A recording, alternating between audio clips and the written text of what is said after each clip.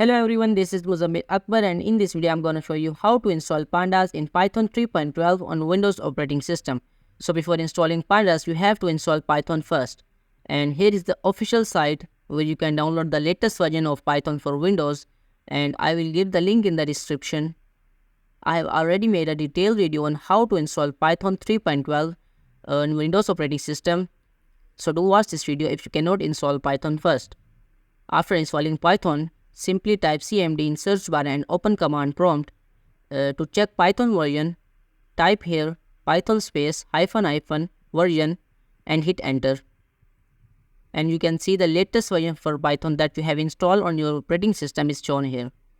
To check pip version, simply type pip space ---- version and hit enter. So pip version is shown here. Now, to install Pandas on your operating system, simply type command pip install pandas and hit enter. And what it's going to do is it is fetching files from the internet and installing on your operating system. So keep in mind, before installing Pandas, you have to install NumPy first because NumPy is built on the top of Pandas. So it is necessary to install NumPy first. I have already made a detailed video on how to install NumPy on Python 3.12. So do watch this video. So wait for a couple of minutes until the installation is completed.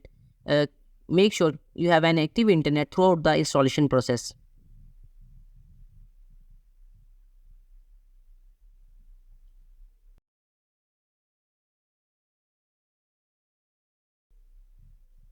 So you can see here it is successfully installed.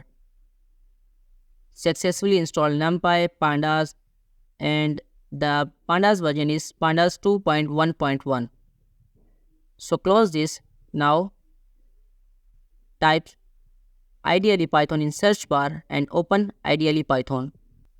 And type here import pandas as pd. If it is successfully imported, so you can see here no error is shown here. It means Pandas is successfully imported.